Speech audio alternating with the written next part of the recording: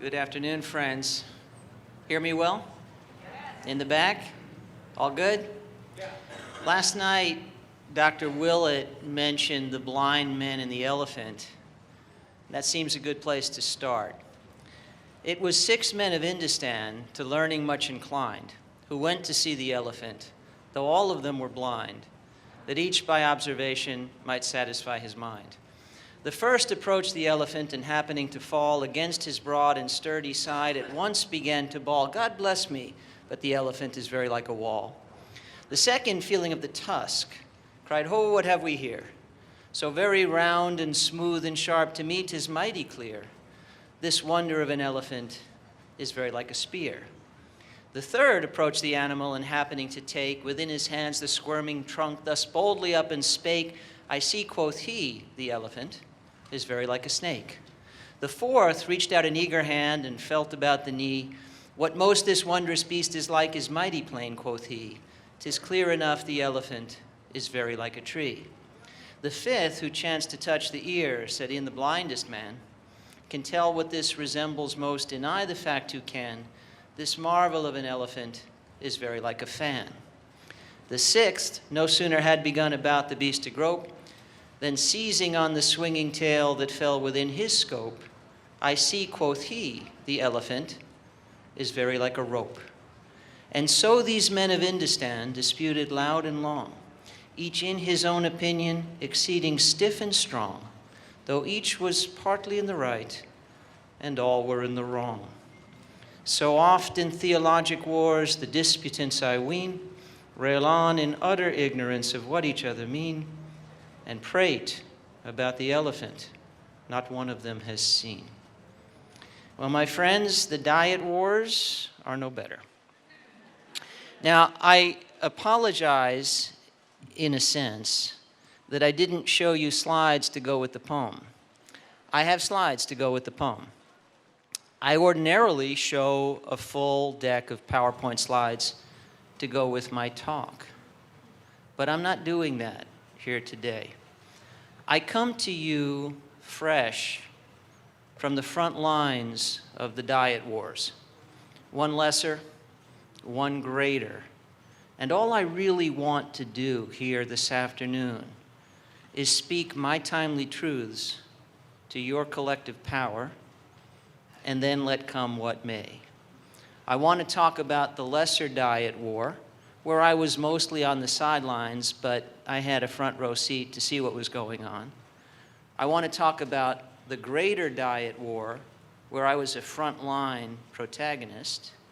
I want to talk about the weaponization of the concept of conflict, and then I want to conclude by talking about the weaponization of science itself. Now, that will be toward the end of this, but you'll need to be paying attention, because at that point, if you're not paying attention, there is a risk of being hit by flying fruit.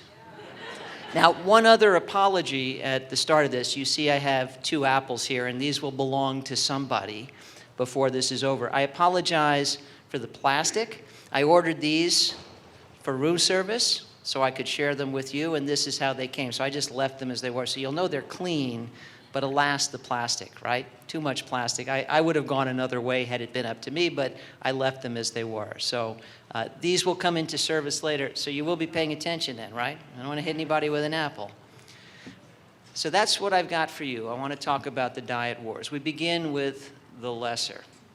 In the case of the lesser diet war, as I say, I was really more of an observer than anything else, drawn into a growing community of correspondence. And this is a fractious debate within the vegan world. Now, I have no intention of naming names. You may be able to guess. It doesn't really matter to me, because per Steve's kind introduction, I am a researcher. I have run a clinical research lab for over 20 years. I've actually written a textbook on evidence-based medicine and clinical epidemiology. I'm a content guy. And that's, I think, a much more reliable place to make a stand anyway, because you know the thing about people? Everybody plays the fool sometime. There's no exception to the rule. Nobody's right all the time. People can be right or they can be wrong, but the weight of evidence is what the weight of the evidence is. And that too shifts over time, but it can be assessed at a given time. So I will focus solely on content. You won't hear me name any names other than my own. But what I observed in this lesser diet war was a disagreement about the place for fat in a healthy vegan diet. And by the way, you can find additional commentary by me on that very topic. Some of you are probably online right now. It's my latest column for Heated. Heated is an online vertical associated with Medium. Mark Bittman, my friend and co-author, is the editor-in-chief of Heated. So what is the place for fat in a healthy diet is my current column on Heated. You can find it there. And by the way, since I mentioned Mark, you know, I've got a book that makes a great doorstop out there, The Truth About Food, 750 pages. My next book actually comes out early March. It's co-authored with Mark Bittman, How to Eat. Much smaller, quite elegant, but you may like that one too, and you can pre-order those, due out March 3rd. So the debate, and what did kind of grow into a war, which is sad, because frankly we all need one another, and only in our unity do we have the strength to overcome. And we spoke last night on the panel of some of the challenges. We must rise up and overcome together. We are running out of time. The debate is about the proper role for fat in an otherwise healthy vegan diet. So what happened was someone, cardiology fellow, posted some favorable comments in social media, which in turn were related to her clinical work, possibly research too, favorable comments about nuts and avocado.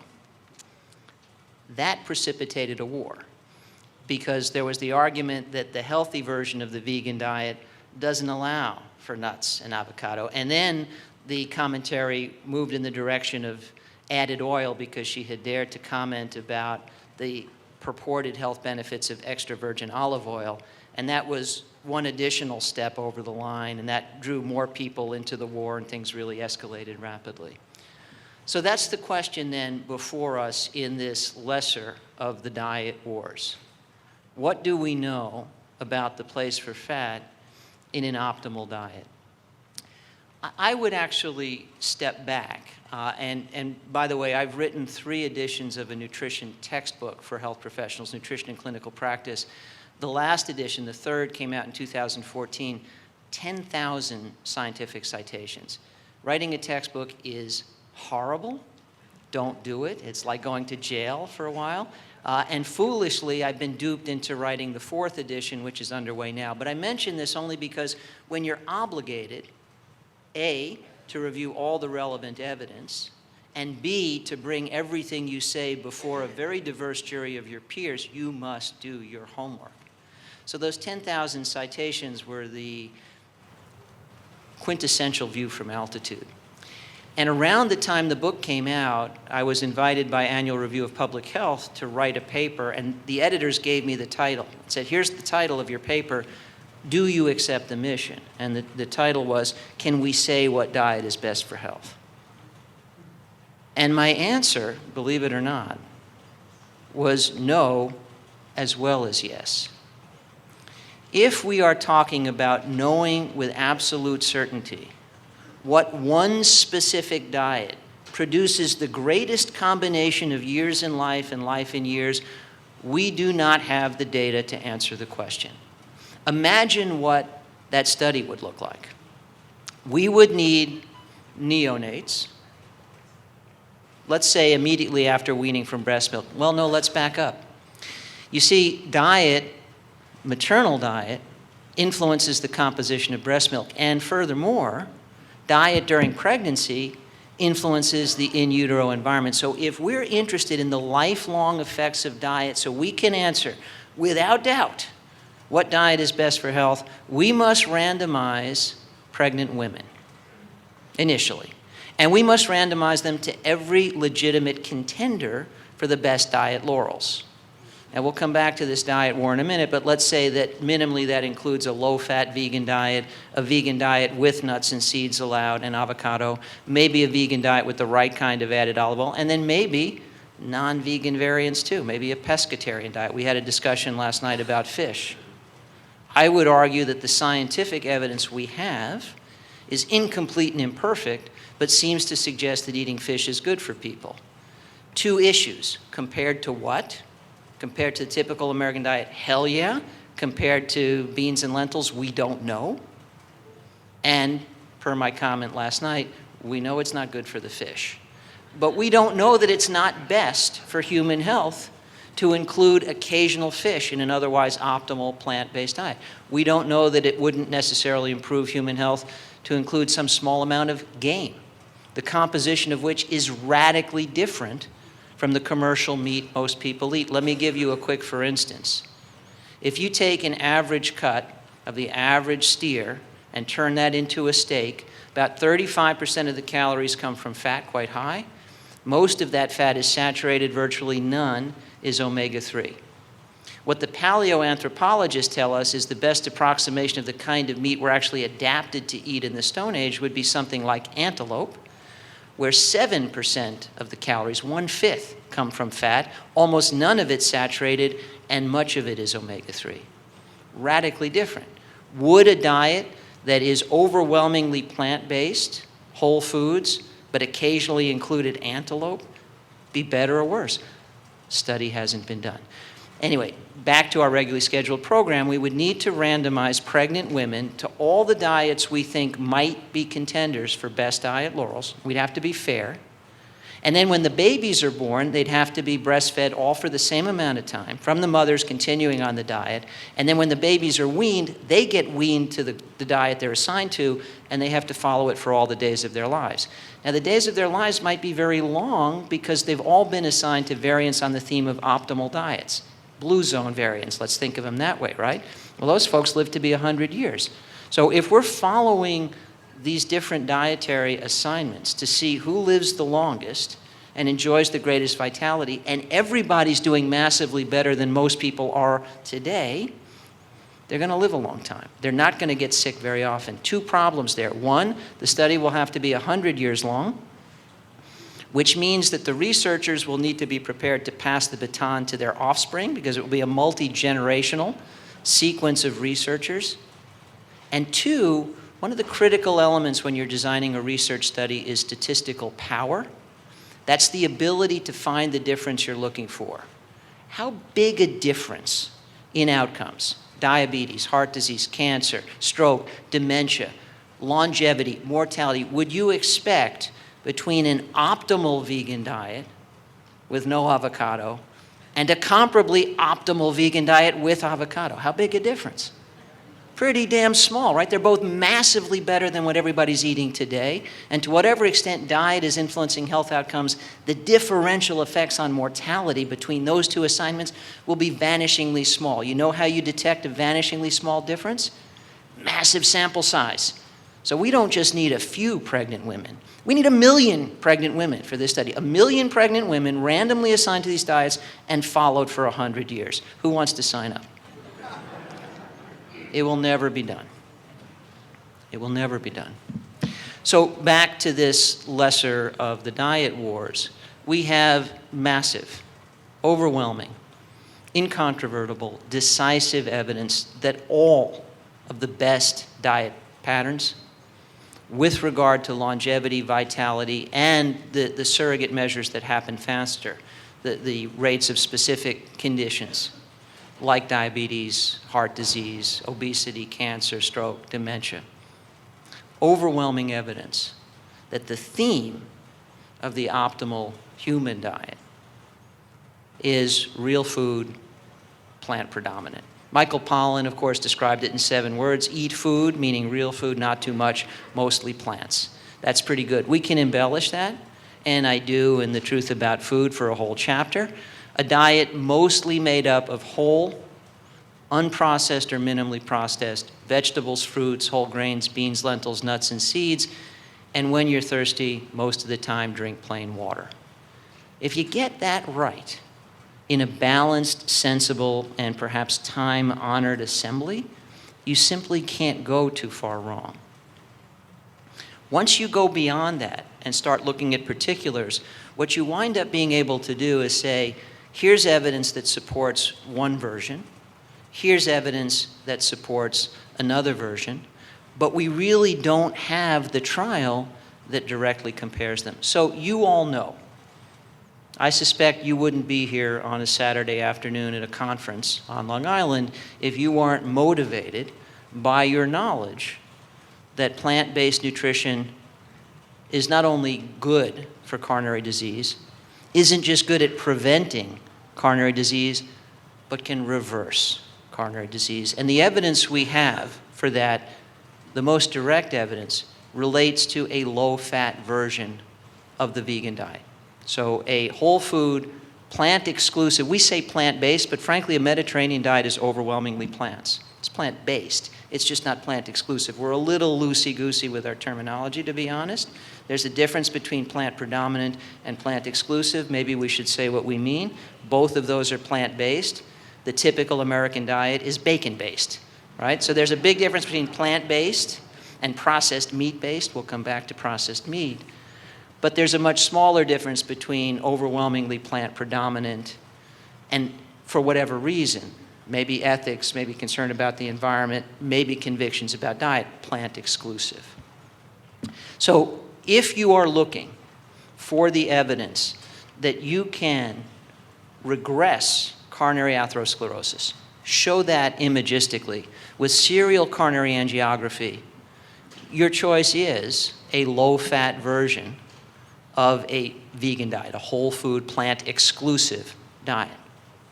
However, it's easy to mislead and say we don't have comparable evidence for other diets. We heard about the Predimed trial last night. I don't think we heard about the Lyon Diet Heart Study. Maybe someone mentioned it along the way today. The Lyon Diet Heart Study, which generated publications between the early 1990s and the end of that decade, was a study enrolling several hundred people throughout Europe who had already had a heart attack, a secondary prevention trial. The question was, can we use food, specifically a Mediterranean diet, as medicine and fix the heart disease? And I'll spare you the gory details, but you can look up Lyon Diet Heart Study and you'll find the publications and all the commentaries. But this was a carefully controlled, randomized trial in people who'd had a heart attack. One of the main differences between this and the Predimed trial you may hear discussed is Predimed is a primary prevention trial. It's people who are healthy being encouraged to eat a Mediterranean diet or to maintain their current diet. Well, when you take healthy people and say you should eat this way or this way, the people who are assigned to their current diet generally make it a little better, and the people assigned to the intervention diet don't pay careful attention because they're feeling fine. So the result is you have two diets with very, very small differences. And a lot of what you hear about Predimed is somewhat misleading because the two groups were a lot alike. If you're looking to show that A causes different outcomes than B, then A and B can't be the same. Otherwise, you're looking for the difference between A and A, or A and A minus. They're too much alike to produce meaningful outcome differences. In the Lyon Diet Heart Study, these people had had a heart attack, they were scared. And so those that were assigned to the Mediterranean diet thought of it as a lifeboat. Said, hell yeah. And they dramatically changed their diet, and they cut out the fatty meats. They massively reduced their intake of saturated fat. They reduced their intake of processed food, although that's a much lesser issue in Europe than it is here. Again, I promise to spare you the gory details. When all was said and done over the span of a decade in hundreds of people, there was a 70 to 80% reduction in the rate of heart attack or death in the Mediterranean diet group versus the standard European diet. And that 70 to 80% reduction was exactly as good as what was shown in Ornish's heart disease reversal trial. Same. Now, here's the thing. Did they take serial pictures of coronary arteries in the Lyon Diet Heart Study? They did not. Because for the most part, the studies that did that were much smaller, so a more intimate group undergoing serial angiography at one center. In the Lyon Diet Heart Study, the participants were scattered all around Europe in multiple countries, and there was no legitimate medical need for them to all undergo repeat coronary angiography. What we might infer, however, is that since they were having fewer heart attacks, and since they weren't dying, their coronary disease was better. They weren't having angina, they weren't having heart attacks, they weren't being hospitalized, and they weren't dying at nearly the rate of the control. Their coronary disease was, for all practical purposes, better. Now, would it have looked better on a picture? I'm going to say something heretical, my friends. Who cares? I don't care what the inside of my coronaries looks like. I care about how I feel, how long I live, years in life, life in years. The only reason we care what coronaries look like from the inside out is because it's a potent predictor of, are you likely to have a heart attack? But we already got that answer. They had 70% fewer heart attacks. They had 70% less mortality. We got the definitive answer. When you jump over the sequence of outcome variables to the decisive one at the end of the line, the intermediate variables cease to matter. What we do not have is a comparison between a low-fat, whole food, plant-exclusive diet and the dietary assignment in the Lyon Diet Heart Study. I can't say for sure which is better for human health. For purposes of the recent diet war that I witnessed, we have a narrower problem. We don't have a direct comparison over time to look at rates of heart attack, death, other chronic disease in people who go from the baseline diet, which I characterized for you last night as the seafood diet. I see food and I eat it, right? Most Americans are on the seafood diet. So if they went from that to an optimal, low fat, no fatty foods, no nuts, seeds, avocados, no added oil version of the whole food plant exclusive diet, a variant that allowed for nuts and seeds and avocado but no extracted oil, and yet a third variant which allowed for only the very healthiest extracted oils, extra virgin olive oil, for example. I'll come back to that in a second. Which of those would create the greatest benefit relative to the baseline diet, and how would they fare relative to one another?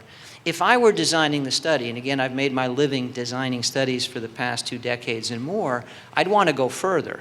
I'd want to take people who are all on a typical American diet at baseline, standardize them to a run-in diet that's the same for everybody, and then randomly assign them to a differing sequence of different versions of a whole food plant exclusive diet with differing levels of fat for some number of weeks, and then measure everything we care about at the end of that, wash them out, cross them over, so everybody could actually be compared to him or herself with regard to inflammatory cytokines, lipid panel, measures of glycemic response and insulin sensitivity, and on it goes.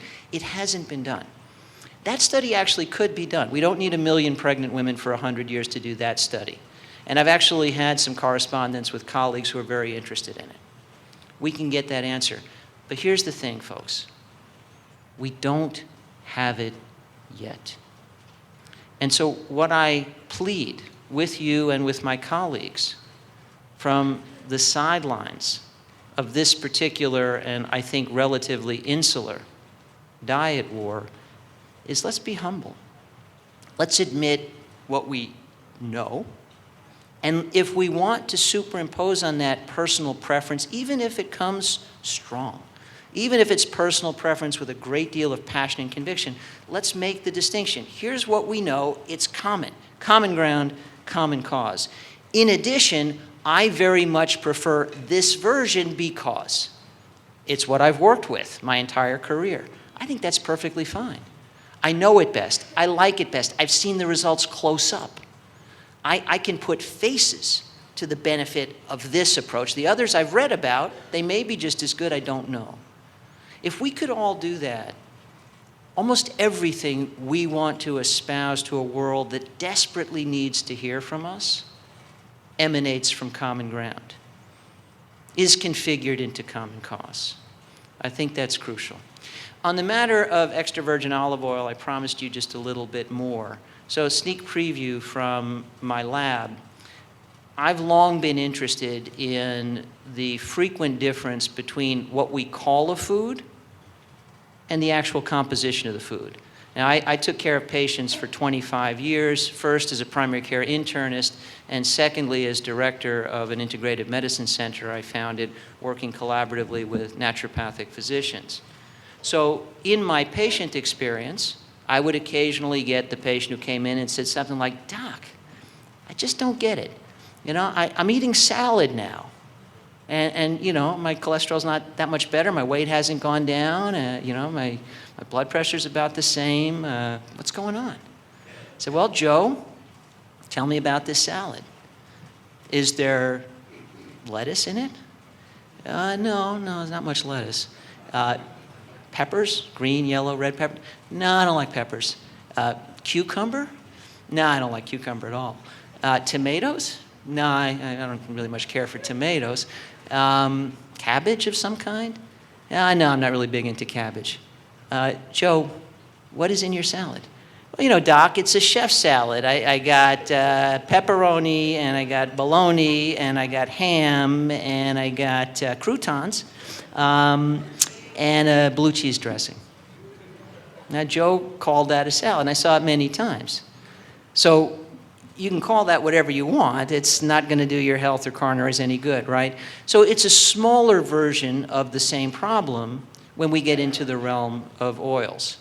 We tend to lump them together. You absolutely can shop the literature and find, for example, a study that will show adverse effects, in particular on a measure called endothelial function, which is a measure of blood flow and really, I think, a premier marker of overall cardiovascular health. We did endothelial function research in my lab for the past 20 years, published many papers. So you can shop the literature and find a study that will show an adverse effect on endothelial function of olive oil. But that study won't tell you anything about the olive oil. For all we know, it sat out in the sun for 10 years and then got run over by a train. We just don't know. So that bothered me because it's like the salad. They're both called salad, they're very different. What is really going on with the good stuff? Extra virgin olive oil, rich in polyphenolics. So there's actually an extensive literature showing marked benefit in active enhancement of endothelial function with extra virgin olive oil, many other health benefits as well. We just did a trial in my lab, and so far as I know, it's the first sneak preview. It hasn't been published yet, it's under review. We directly compared in the same people high quality, polyphenolic rich, extra virgin olive oil to bad olive oil. And we saw marked enhancement of endothelial function with good olive oil and degradation of the exact same measure with bad olive oil. They're both called olive oil, they're two markedly different products. So again, a lot of what we want to talk about is in the realm of what we don't know yet. Now, we're able to differentiate extra virgin olive oil from bad olive oil. We could do the same with other predominantly polyunsaturated fat sources, but I don't want to belabor this. But here's the thing. Even after that study, do we know whether an optimal, low-fat, whole food, plant-exclusive diet would be better, worse, or move sideways if we were to make room in it for a little bit of extra virgin olive oil? We don't know. We don't have the comparison. The only way to answer that question is a direct head-to-head comparison, all the same outcomes over whatever time horizon we consider important. We don't know. Now, you might believe, you might hope, you might wish, you might have a preference. All I'm asking, having recently emerged from this smaller of the diet wars with some degree of battle fatigue, is that we all allow for the difference between what we know and what we prefer. Almost all of our conflict would go away if we were to say, well, we all know this, the weight of evidence, the confluence of science, sense, and global expert consensus, we know it like bedrock. But there is an overlay of my own work, my experience, and so I prefer this way. And if we expand the discussion beyond the realm of whole food plant exclusive to allow for those other variants, pescatarian, flexitarian, Mediterranean, then I think there is an additional layer to the argument. And that is, everything I've said so far is really just about measures of our own health. What about the planet? What about the climate? What about our fellow creatures? Without doubt, it's better for our fellow animals for us not to sequester them their entire lives to be slaughtered and eaten by us. That's an easy one. Now, there would be many fewer of them born in the first place, but still, I don't think we're doing them any favors to breed them, to incarcerate them, and then slaughter them and eat them. The ethical argument in favor of veganism, and we heard last night that the primary reason people choose to be plant exclusive isn't their own personal health, it's ethics. Honestly, I think that's right. Because if you're not motivated by ethics, it may be just as good to occasionally eat antelope. We don't know, right? Assuming you've got the bow and arrow and antelope in your backyard or somewhere, or wild salmon. So we don't know, but we do know that the way we treat animals is horrendous, right? In factory farms, it's absolutely horrendous. It's unconscionable, and I honestly think the only reason anybody's willing to do it is they don't know. And the only reason they don't know is they don't want to know. And of course, we can all not know up to a point simply because nobody's told us yet, but you have to be pretty resistant to the news in 2020 not to know now. I credit my education on this topic to John Robbins, who shared his first book with me, and I was appalled. Now, I had already given up eating mammals long before, because I grew up with dogs, and I'm an equestrian, love horses, I have a horse. It never made much sense to me that some of these critters were family members, and I love them, my best friends, and others a whole lot like them were dinner. I just couldn't deal with that. So I grew up being fed a typical American diet, but by the time I was in my early teens, I said that this just doesn't work for me. So I had those kinds of reasons, but I didn't know about what was going on with factory farming. I became much more adamant about the ethical crusade, thanks to John and many others who followed along. And then there's the environmental impact. There are many discussions about, for example, regenerative agriculture, which is mixed-use agriculture, and as Dr. Willett mentioned last night, theoretically, we're going to need to feed 10 billion people as opposed to the 7.8 billion. By the way, if we care about this planet, we need to be talking about population control, not by draconian means, but by empowering women around the world. And frankly, they should be throwing condoms out of the Pope-mobile. There are too many of us. It always astounds me that there are 7.8 billion of us. It's already too many. And we talk about 10 billion as a fait accompli without saying one of the critical elements for anybody who cares about this planet is to do everything possible to support family planning by every expedient means and make sure that women around the world are empowered to have control over their own bodies, which in many parts of the world they're simply not. In many parts of the world, for many disempowered women, birth control is hoping the guy who has control over your body doesn't show up tonight. It's about as good as it gets. We must fix that. And I think this is a critical health imperative of the modern world. But in any event, if it is a fait accompli, if we are going to have to feed 10 billion people, or even just to sustainably feed the 8 billion of us already here, there may in fact be a role for animal food.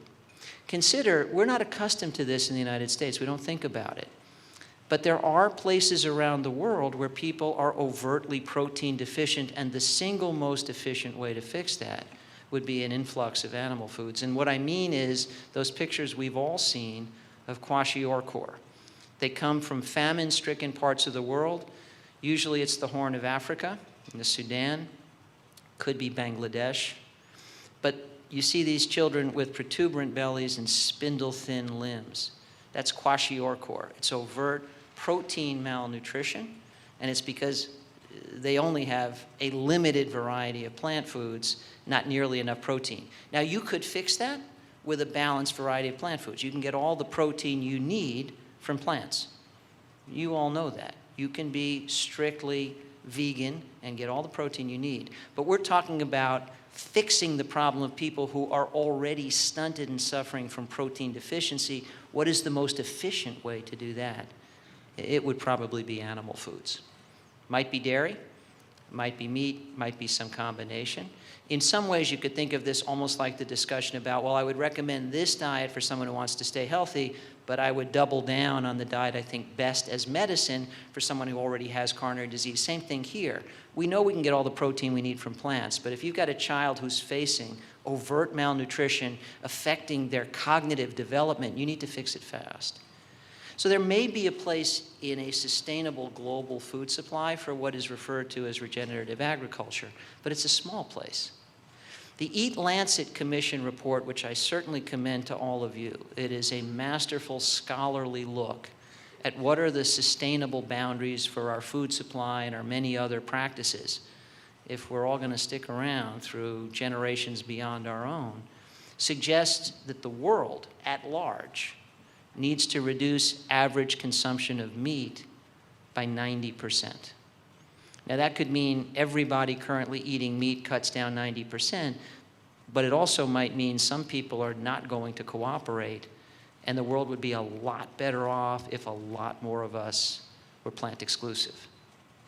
So when you look across this expanse of what's good for my health, what is kinder and gentler to other creatures that have every right to be here that we do, and what might be the greatest contribution we as individuals and communities can make to a global food supply, it is a plant-exclusive diet. Period. We're done. If we were to make that argument consistently, and again, I'm up here pleading with you, you do it, I hope the experts do it. If we were to make that argument exclusively, we don't alienate anybody. It's incontrovertible. We don't know for sure that plant-exclusive is the single best diet, but all the evidence we have suggests it might very well be. If we impose an overlay of concern about fellow creatures and the environment, it's the only diet that fires on all three, and so it is my choice. You can fly that flag with conviction and pride, and I think it lays to rest this small diet war. And the proper place for fat in the diet, if you're more likely to adhere to a whole food, plant-exclusive diet because you indulge in a little bit of extra virgin olive oil, go for it. The diet that's best for people is a diet they're actually willing to live with, a diet they can enjoy. And let's not forget, pleasure matters. It's interesting. It can fall out of the equation. It did come back in last night when we talked about recipes, but I would go so far as to ask you this question. Why do you even care whether or not you're healthy? Why do you care about health? Do you think health is the prize? If health were just a box you could tick off, wow, you're healthy. Is that why you would care? I got to tick off the box? I don't think so. I think the reason that you care about being healthy is fairly obvious. Healthy people have more fun. Other things being equal, healthy people have more fun. Your life is better if you're healthy. Now, being healthy doesn't make your life perfect by any means, but all things being equal, healthy versus unhealthy, healthy's better every time. More energy, more vitality. You can do more of what you love to do. Spend more time with the people you love to be with. See more of this beautiful planet. Healthy is better. Health is not the prize. Owning your own life is the prize. Optimizing the quality of life, the bounty of years in it, and the bounty of life in each of those years. That's the prize. And that's the reason to care about health. So, yeah, pleasure ought to be part of the equation. The purpose of health, arguably, is pleasure. So it doesn't make a whole lot of sense to expunge too much pleasure on your way to health. There's a balance to strike. So if you're aiming at an optimal diet, but there's a version that you like a heck of a lot better, I would encourage you to go for it. Let's acknowledge the theme of optimal eating for our kind of animal. And by the way, folks, we are one kind of animal. We are close relatives. You are my cousins, like it or not. We have a stark reminder of that from the infectious disease scourge that's rattling the cage of public health right now. The coronavirus does not give a damn where you were born, where you live, what your skin pigment is, your zip code, your visa status, whether you're an immigrant or live where you were born, it doesn't care. We are all the same. And it's telling us something we ourselves need to acknowledge. We are family. We are one kind of animal. We can acknowledge there is a basic theme of eating that's optimal for us because we're more alike than different. And then the rest is variations on the theme. And for whatever it's worth to you, I give you my permission as a health professional to choose the variant that you and your family love best. I think everybody's entitled to love the food that loves them back.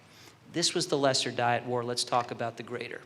The greater diet war, and I was a frontline protagonist here. And again, I chose not, I was talking to my wife as I was working on a slide deck. I do a lot of public speaking, routinely show slides. Some of you have probably seen me do it. This is atypical. I said, you know, I just want to tell this tale. I don't want to do it. I don't want slides between us. I feel too much. So here's what happened. It's about processed meat. And this, let me be clear. This is why, my friends, you're gathered here because of a shared interest in optimal eating. We are more alike than different in those convictions, too. If we're a little bit different, let's link arms and sing Kumbaya anyway, because we have real enemies out in the world. And if we are fractious, they will exploit it. And we will all lose the bigger war. Only in our unity is there the strength to overcome, because there are massive forces arrayed against us. On September 23rd, it was a Monday, I had just come home from speaking in Slovenia on September 22nd. And I arrived home jet-lagged with a backlog of work and a nasty case of gastroenteritis. And an international flight is a really miserable place to have gastroenteritis. So the last thing I wanted, as I basically whimpered and whined my way through that Sunday afternoon, was to wake up, get to my computer Monday morning, September 23rd, 2019, and find this press release from the Annals of Internal Medicine, the American College of Physicians, new guidelines, no need to reduce red or processed meat for good health. Quote, end quote. This news come over the transom for you good people? There was a big blow up about processed meat. So this was issued under embargo.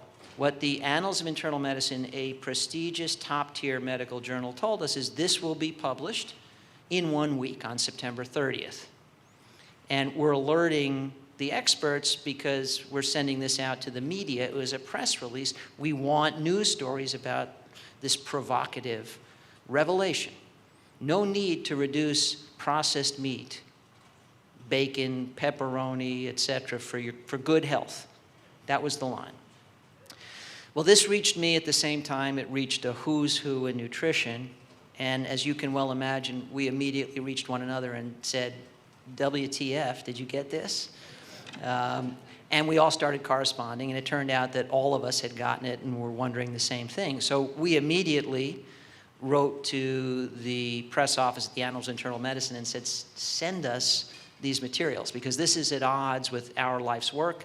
Everything we've known up until this morning seems very odd that something that monumental slipped by us all. We're talking about really everybody, experts, chairs of departments and deans, and people who've been at this for decades all around the world. So we all got the papers.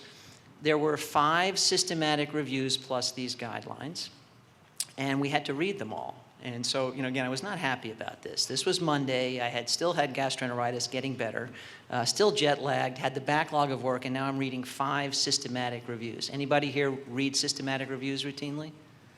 It's a dreadful affair. It's prone to make your eyeballs catch fire. I mean, you have to plow through the methods section. It's quite horrible, but we had to do it. Well, it turned out that the Annals was indeed planning to publish guidelines to the public, telling them that it's okay to eat all the processed meat they want now. And they justified publishing guidelines because they were theoretically based on all this new research. Here's the problem. All 5 of the systematic reviews showed statistically significant higher rates of death, heart disease, cancer, and diabetes, all the outcomes they looked at, with higher intake of red and processed meat. Statistically significant higher rates of death, heart disease, cancer, and diabetes with higher intake of red and processed meat. And so the press release, new guidelines, no need to reduce red or processed meat for good health. And so once again, we said, WTF. So we wrote to the editor-in-chief at the Annals of Internal Medicine, we think your press release is wrong. First of all, these studies aren't about good health. There was no mention of good health. It's not like, you know, no matter how much red or processed meat you eat, you're going to live forever. These were studies looking at rates of heart disease, cancer, and diabetes, and death from all cause, and finding it's higher with red and processed meat. There's no mention of good health in the mix. Your press release is just overtly wrong. And the Annals wrote back to us and said, well, okay, then we'll change our press release. And presumably they did, but they didn't send it out again. So a who's who in nutrition scrambled together, coordinated in particular by a 501c3 nonprofit organization I founded 5 years ago, and I definitely commend to the attention of you good people. It's called the True Health Initiative. If you're not familiar with the True Health Initiative, please visit truehealthinitiative.org. Please join us. Please sign up. No costs, free newsletter. But essentially, we have 500 world-leading experts, including almost everybody you've seen take the stage here, coming together to say, we agree. We agree about the fundamental components of a health-promoting diet and lifestyle, and we want to defend that out in the world because the world doesn't know we agree. And what may shock you is that agreement at the True Health Initiative runs the gamut, not just from the many experts in a plant-exclusive diet here, but the world's leading experts on the paleo diet, they agree too. They know that, Dorothy, we are not in the Stone Age anymore. In the Stone Age, we were isolated roving bands of hunter-gatherers in a great big empty world, and any animals we ate were wild. That's not breakfast in America. So the world-leading experts in the paleo diet completely agree with us that we all need to shift massively toward plants. They may or may not agree that we should go all the way to plant-exclusive, but they agree 90%. The world has no clue that's the case, but the True Health Initiative puts that out there. And so I encourage you to check us out and support us. But the True Health Initiative was the choreographer here, again, among a who's who in nutrition. So we wrote back to the Annals of Internal Medicine. And we said, we implore you to withhold publication of these papers. We have never and audit them. And that letter, by the way, is posted on the True Health Initiative site. It's signed by luminaries in nutrition, many institutions, and again, many of the people who've been on the stage here at the conference.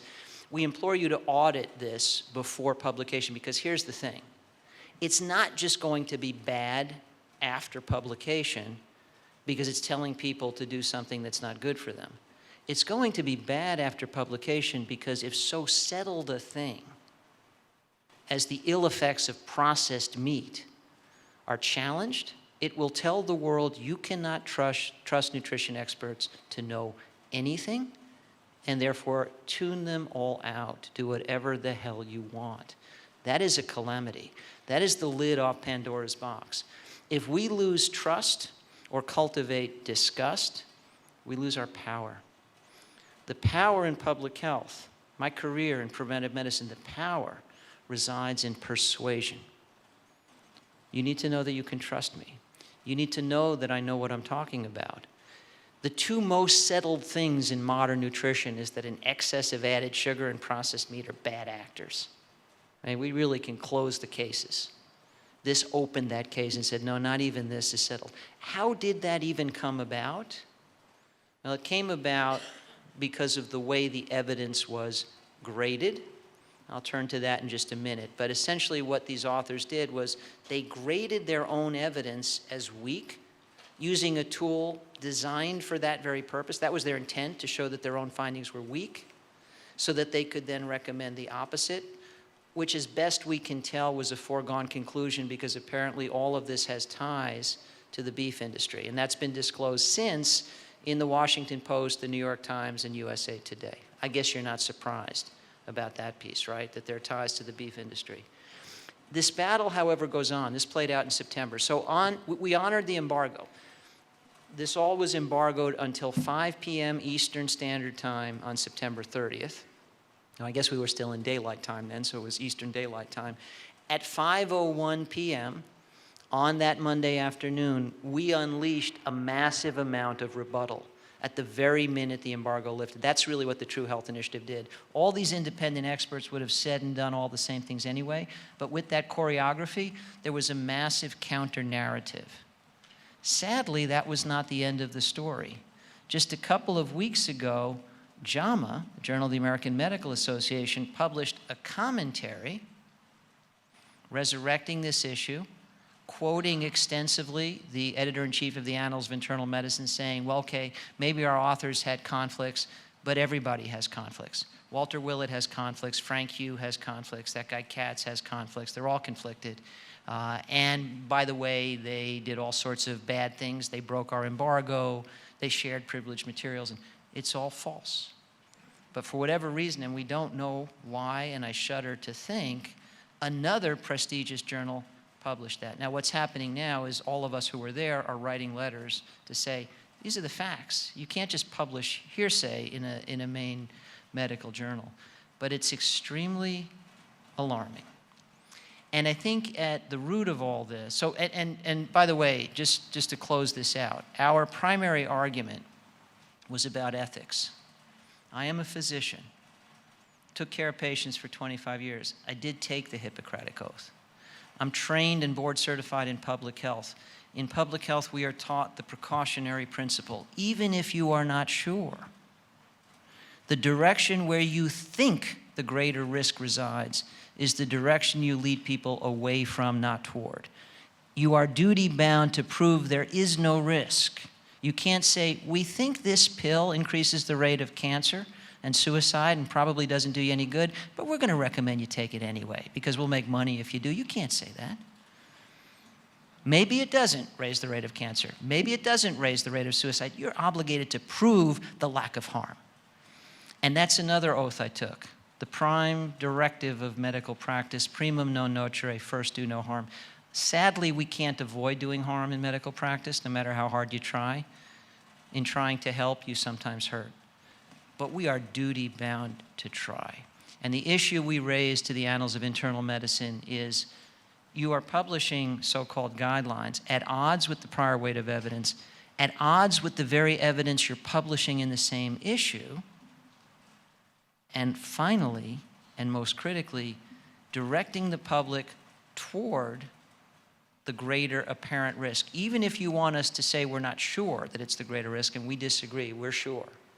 But even if we were willing to say we're not sure, it looks to be the greater risk. We are all duty-bound to say until it's proven safe, we advise you to go the other way. And by the way, last night on the panel, I was asked about the IARC report in 2015 declaring processed meat a class 1 carcinogen. We are sure. There's really no debate about that. So how did we get here? I told you two more parts to this tale, the weaponization of conflict and then the weaponization of science itself, and then I'll wrap up and you can ask me questions. So I think the concept of conflict of interest has been weaponized.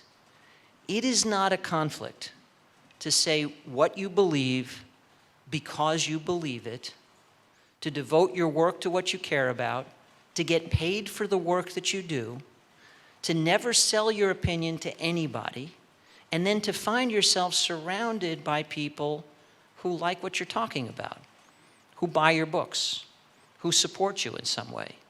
The support comes after the message. You declare the message. You're willing to change the message if the evidence changes. And there are no ramifications if you do. In my world, my compensation is tethered to me keeping pace and abreast of the evidence. And if I need to change my point of view to acknowledge that, I do. So for example, some years ago, when I was unenlightened about what we were doing to the planet, I did not speak routinely about the environmental impact of food. I have learned that lesson. I have appended it. The evidence requires me to keep up. My message has changed. And if someone said, no, you're a physician, you can only talk about human health, you can't talk about the planet, I would say, I will talk about what I think is important. And if that is going to hurt me in the wallet, so be it. I have to do my job. There's no conflict there. Walter Willett is not conflicted. Frank Hugh is not conflicted. The message, the mission came first, And then, yeah, experts write books, as you know. They're all out there, right? But they're books that express what we already believe to be true. What is a conflict is when those around you, those paying the bills, those supporting you, predetermine what you must say. Totally different. Those two things are routinely conflated. So we say, these authors that processed meat is good for us, they are on the dole of the beef industry. And their own data showed that no, actually processed meat raises death rates. But what we'll do then is score the evidence this week so we can say what we were committed to saying all along, no matter what the evidence. That's a conflict. For us to rebut that and say it's wrong, it's not because I want you to buy the truth about food. If I didn't have a book, I'd say it's wrong. If I had a book, Don't Eat Processed Meat, I'd say it's wrong. It just wouldn't matter. The facts are the facts. So we have horribly muddled the concept of conflict. Don't be confused. You really need to be able to tell the difference. There's a really nice organization, by the way, I've only just discovered them, Above the Noise. Are you familiar with Above the Noise? They do these great YouTube videos about how you can understand, and this is critical for all of us in this crazy social media world, how we can reliably differentiate truth from lies. So I have nothing to do with Above the Noise, I just think they're cool. They're YouTube videos, they explain things in a really clear way, beautiful videos. Check out Above the Noise. In fact, having just discovered them on this very issue, conflict of interest and false equivalence, I'm going to reach out to them and see if we can partner with the True Health Initiative. I think they're great. And now my final topic, before I stop torturing you good people and let you ask me questions. I want to talk about the weaponization of science. This is where the flying fruit comes into the picture. So let's start with an audience poll. How many of you would agree that to know something is true, not to believe it's true, not to have faith that it's true, not to wish that it were true, but to know that it's true? How many of you agree that to know something is true, you need evidence that it's true? Good. And how many of you further agree that to know with absolute certainty that something is true, you need a very high level of evidence that it's true? Okay, and there were a few conscientious objectors the second time around. So my question, how many of you, I guess I may need the microphone here. Is this one on?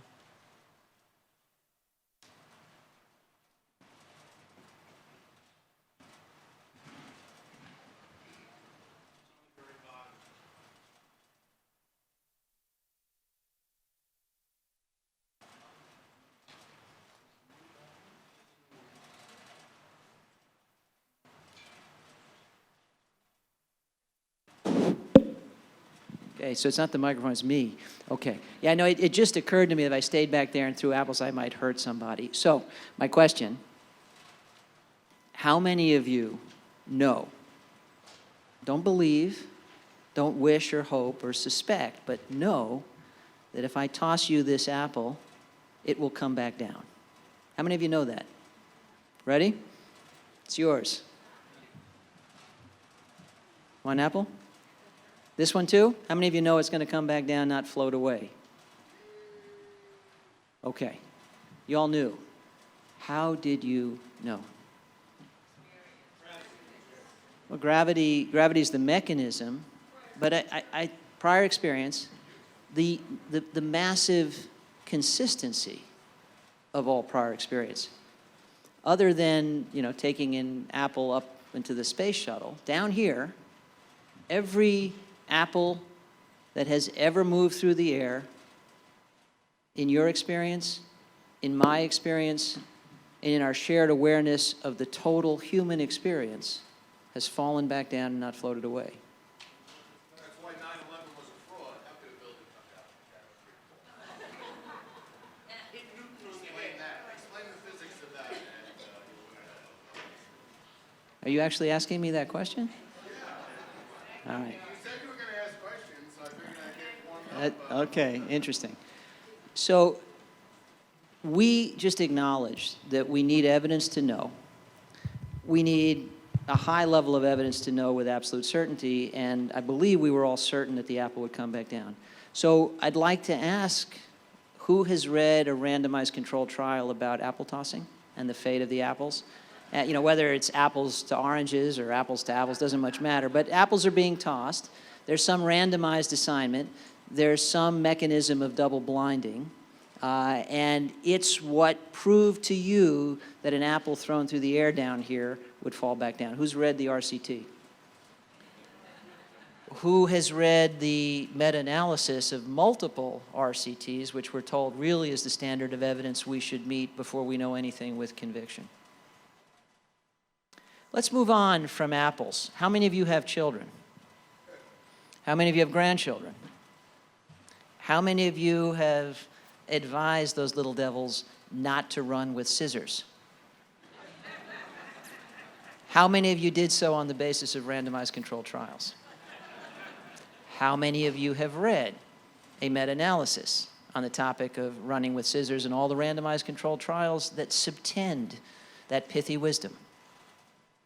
No RCTs, no meta-analyses. How many of you know with a great deal of conviction that if you stick your hand in a fire and you are not Daenerys Targaryen, you are likely to get burned? How many of you read the RCTs to tell you that that's true? Anybody ever go camping? Anybody ever make a campfire? Anybody try to put it out with gasoline? And if not, was it a randomized controlled trial that dissuaded you? There is a war. It is the Great War. It is a war over the basis of human understanding. I submit to you that there was a time before we invented science when all we were was a kind of animal that knew what it ought to eat. The same way that every kind of wild animal knows what to eat. Now, we hadn't invented a lot of bad choices yet, but we didn't have RCTs. The arguments that prevail, that the only way for you to know what's true is my way, my kind of study, my methodology, is absolute nonsense. It's as readily falsifiable as the parabola of an apple from me to you. We all know it's nonsense, but we all get drawn into it. The argument about processed meat was all predicated on one specific way of grading the quality of evidence that basically alleges that the only way you can know confidently what's true is some dense cluster of randomized controlled trials. Absolute, utter rubbish. And I say this to you as someone who has conducted and published dozens of randomized controlled trials, have conducted and published systematic reviews, have conducted and published meta-analyses. And again, as I told you earlier, wrote a textbook on evidence-based medicine. I am a card-carrying member of the Evidence-Based Medicine Club, and I tell you, it's absolutely absurd, ludicrous, preposterous that the only way humans can know what is true is a randomized controlled trial. We knew a lot of what was true about diet and lifestyle and health before we invented science, let alone one specific method of science. Colleagues and I don't just rant about this, we work on this topic. So we actually spent the last 2 years, long before this blow up over processed meat, working on a new way to score evidence that respected the many inputs. We can do basic science, mechanistic studies that tell us how something could happen, how X could cause Y. We can do intervention trials, which will answer a lot of good questions. They're particularly good for attribution. In a randomized double-blind placebo-controlled trial, what I can do is make two groups as alike as possible, but for my intervention. And if the only difference between the group is X and one group has a lot of Y and the other doesn't, we can infer with a considerable degree of confidence that it was X that caused Y. In other words, Y is attributable to X. Helpful. But we're never going to answer questions about lifelong effects, the total bounty of years in life and life in years from randomized trials. We're never going to do that trial I described for you at the very beginning. 1 million pregnant women and their neonatal offspring assigned to diets for the rest of their lives so we can answer the question, what diet is best? The only way we're going to answer that question is to aggregate evidence, our collective experience, intervention trials, mechanistic studies. Yes, there are RCTs in the mix, that's great, but also what happens to whole populations over the span of generations? There are no RCTs to answer that question. There are no RCTs to tell us about the blue zone experience. So once again, I implore you, don't be talked into not knowing what you know you know. Almost everything important you know about getting through your day is based on the collective human experience, observation, and pattern consistency. Now, science should append to that. Respect science. Science has the force of a freight train. My contention, however, is that science without sense is like that train without tracks. A train wreck is inevitable. On the other hand, if we rely just on sense without a respect for science, our progress will slow and much that matters enormously will remain out of reach. We all have cause to respect the power of science. But if we can join our native human sense to science, we have the train on its tracks. We can know securely what we know from means other than the RCT and meta-analysis, and then append the answers that come only from the diligent practice of the methods of science. I think that's the way out of these wars, and I'll stop there and be happy to take questions. Thank you.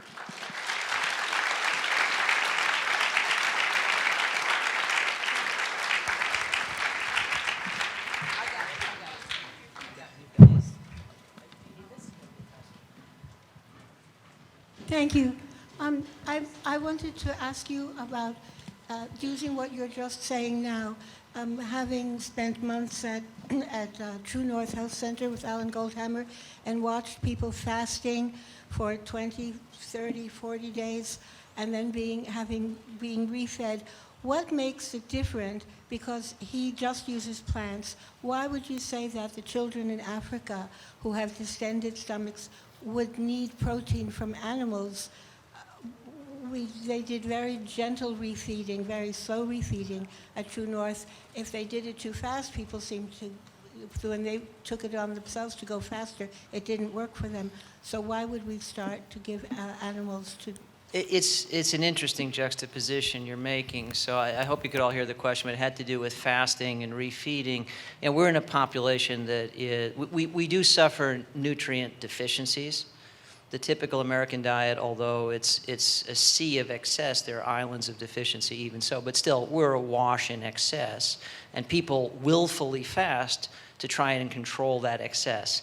And everything related to refeeding in that context is very different than when you're facing a protracted period of malnutrition at critical times related to psychological milestones, where the ramifications are long-term cognitive impairment.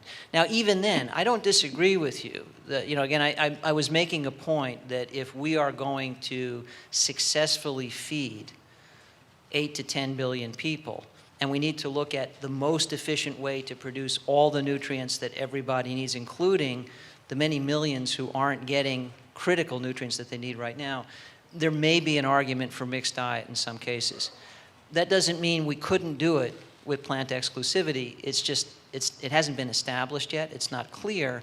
The specific nutrients that are missing from those diets are highly concentrated in animal foods. And if that proved to be the most efficient way to help children avoid lifelong cognitive impairment, I think that's probably, again, remember that the Eat Lancet report argues for a 90% reduction in global meat consumption. Let's you and me eat plant exclusive and leave that little bit of room for those situations where people are facing overt nutrient deficiency, right?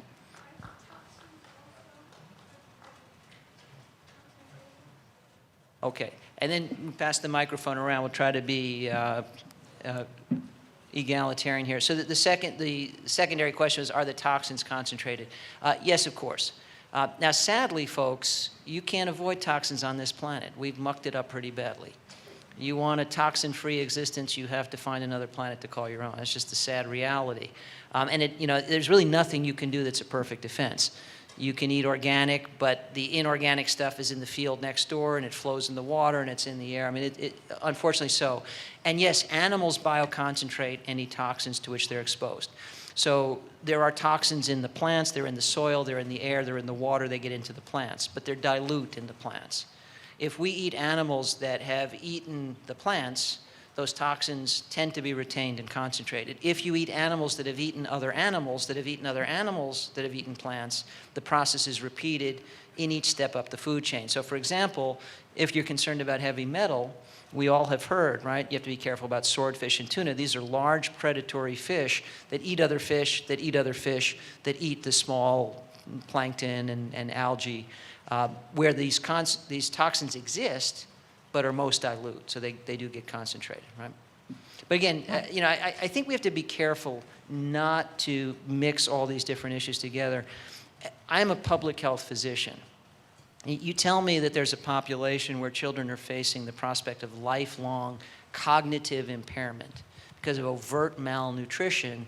My question is, okay, what can we do to fix that? And then, honestly, in medicine, just a very quick digression. I've had patients over the years in the ICU where we put in an intra-aortic balloon pump. That's their heart is not working effectively as a pump. They're dying. We put this massive tube into their aorta with a balloon that inflates to support their heart. Now, would anybody who is functioning even vaguely consider having a massive catheter put into your aorta with a balloon to help your heart? Absolutely not.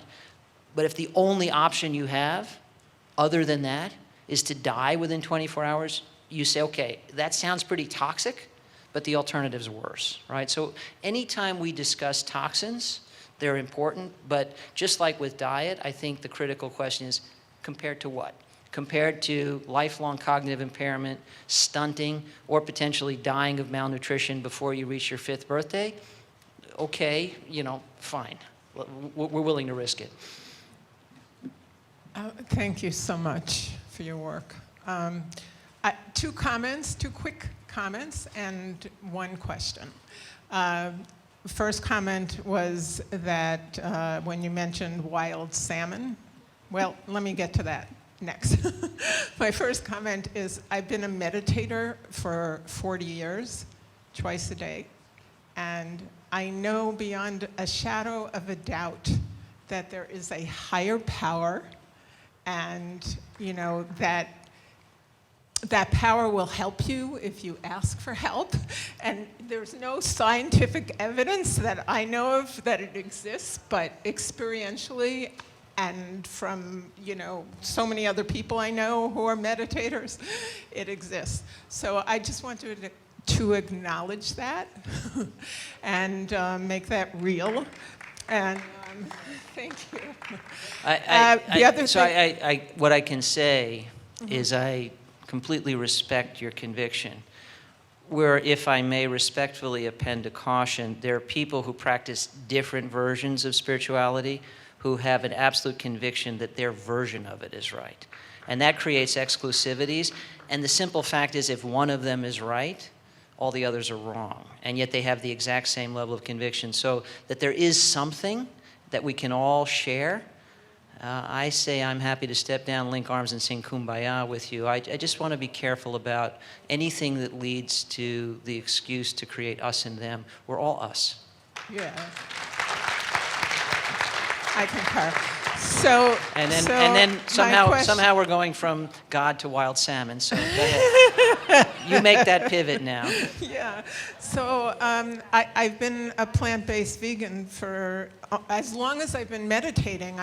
I started meditating. I looked at a piece of meat in my broiler, and I was like, oh my God, that's like an animal, So I became a vegan, and I recently found out that I was diagnosed with osteoporosis, which really scared me. I don't get much protein, in my diet. And, when I go to Hippocrates, they say no more than 28 grams of protein or you're going to cause problems to yourself. I go on the internet, it says, women of a certain age should increase their protein and at least 50 grams of protein a day. So I last week went and bought a piece of wild salmon. But my concern, not only for the environment, but also Dr. Greger said that they found in women who had breast reductions, the tissue in these women had the toxins from the ocean.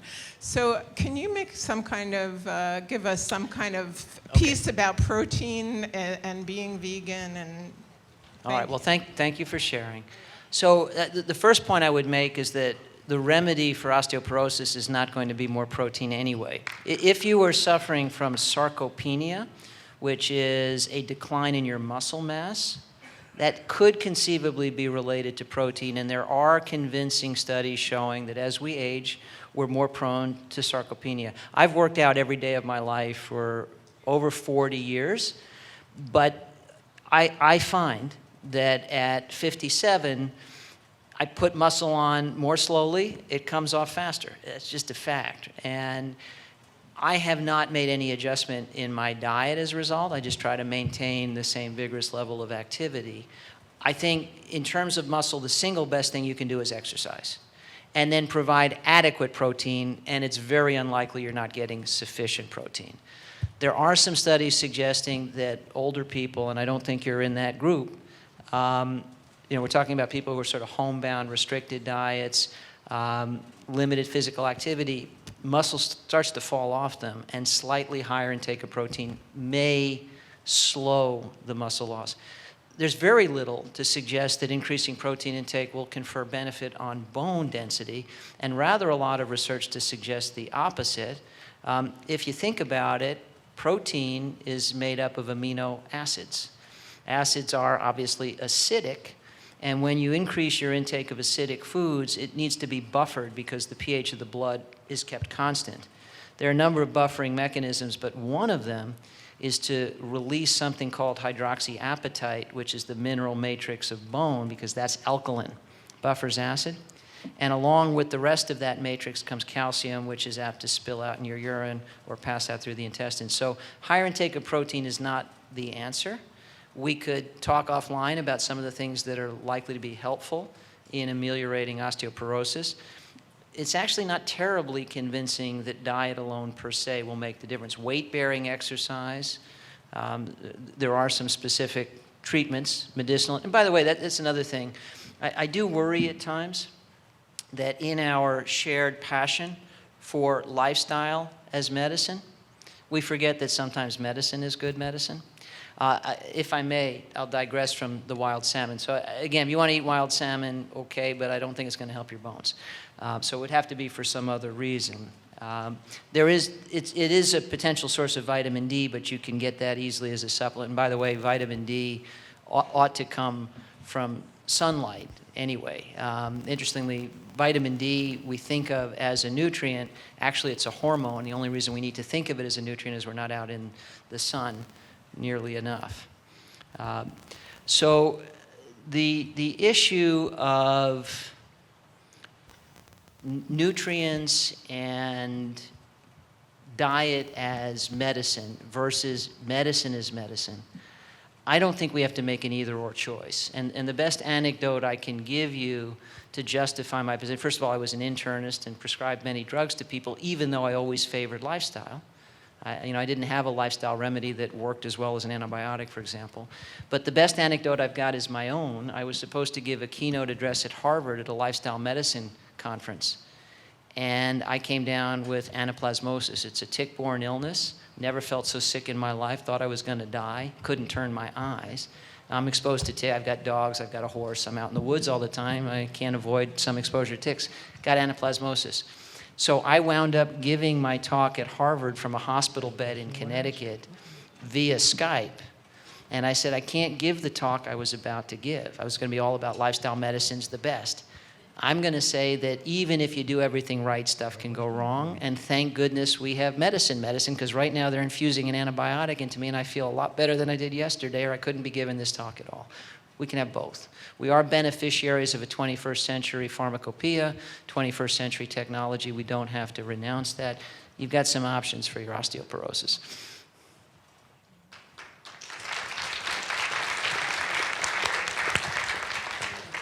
Hello, Dr. Katz, how are you? Good, thanks. Hi. How are you? Great, thank you so much. I wanted to ask a question regarding your thoughts of this sort of evidence-based nutrition approach and how it ties to the food as medicine kind of topic, where the evidence-based nutrition is very pragmatic in its approach, where you have to take into account the needs of the individual, the research that's been done, and kind of tie that to what you as a human being have experienced, and how that applies to the wellness and the health of eating, not necessarily clean, but natural food. I don't see any major distinction between evidence-based nutrition and food as medicine. I think the reason that we have been able to advance the proposition of food as medicine and lifestyle as medicine as effectively as we have, and the lifestyle medicine movement, by the way, is growing massively. The American College of Lifestyle Medicine is the only medical college I'm aware of in the United States that doubles its membership year by year, year after year. It's spawning sister organizations around the world. It's a movement. It's a movement whose time has come, and the reason it's a movement is because the evidence is on our side. There is no pill. I think Pam did a really lovely job with this last night. I've often used this example myself. Imagine if there were a new pill, FDA approved, and not only that, but available in bountiful supply, shockingly inexpensive, stunningly free of side effects, and if you took it once daily for the rest of your life, it would reduce your risk of ever getting heart disease, cancer, stroke, diabetes, dementia, all the slings and arrows of outrageous epidemiologic misfortune by 80%. Not only that, but you can share it with everybody you love. They can take it too. Safe enough for children and octogenarians alike. I mean, who wouldn't want that stuff? Well, we have it. Lifestyle as medicine is that. We've known this at least since 1993, when McGinnis and Faggy published Actual Causes of Death in the United States. Don't smoke, eat well, be active, 80% reduction in the rates of all major chronic disease. So where we get into debate is how many of the details do we know, this exact version or that exact version, this diet with that food or this diet without that food. Okay, there's a lot of detail we don't know. That's fine. The big picture, perfectly clear, incontrovertibly evidence-based. Diet and lifestyle are the best medicine ever discovered, period. And per my prior comment, that doesn't mean you shouldn't take other medicine if you need it, right? If you need an antibiotic, take an antibiotic. They can't do everything. But there is no other medicine where the side effect is, yes, this will treat your coronary disease, and oh, by the way, make you feel better, look better, stronger, faster, smarter, more sexually potent, everything else you might care about as side effects. There are no other medicines that have those kinds of side effects. Yes, I think we're out of time. I see 45 seconds flashing at me. Maybe one last question? Sure. On the subject of the diet wars and feeding the world, I just want to mention, I follow whole food plant-based, but the Weston A. Price Foundation makes a big point of there being a lot of marginal land in the world that is not suitable for growing food, but it is suitable for grazing animals. And so their position is that even though they advise eating lots of vegetables, their position is that animal food has a place for feeding a lot of people. A population of 8 to 10 billion people. Yeah, exactly. So I referenced this. It's regenerative agriculture, where essentially you have a mixed agricultural system on those patches of land that could not be efficiently used to produce plant food. Let's face it, human beings are constitutionally omnivorous. We are. And, there's a lot of debate about what our Stone Age ancestors ate, how much plant, how much meat. There is no debate about whether or not they were omnivorous. They were omnivorous. And we are looking at the challenges of feeding a population of 10 billion, alas, unless we do a lot more to empower women and control the population. But even 8 billion of us is a lot and is over-consuming. So making efficient use of the agricultural land is a critical element in the discussion. And that's a valid point, and it's a point not so much made by our camp, experts in nutrition focused on the optimal diet for the individual, but made from experts in sustainable agricultural systems who say that a mixed system will optimize outputs for equitable distribution to an entire population of 8 to 10 billion so everybody can get what they need. So I think it is an important point. The other critical thing is it does not in any way refute the argument that compared to where we are now, we need to eat about 90% less meat, nor does it refute any of the arguments against CAFO or the maltreatment of animals, those small farms. The animals are still, at the end of it all, being slaughtered. If you object to that ethically, you just do. And frankly, I think there's a case to be made there. But it's a totally different kind of experience. It's a much more primitive, if you will, version of agriculture, much more part of the native human experience than what's going on with factory farming. So I think it's perfectly valid to enter it into the discussion. By the way, our dialogue, our options, and our capacity to reach consensus are never helped if we decide in advance that some potentially legitimate elements of the discussion are forsworn. I think the best way to engage in dialogue is to allow for all considerations and then weigh and judge them and reach your conclusion. Thank you. Folks, thank you all. Pleasure.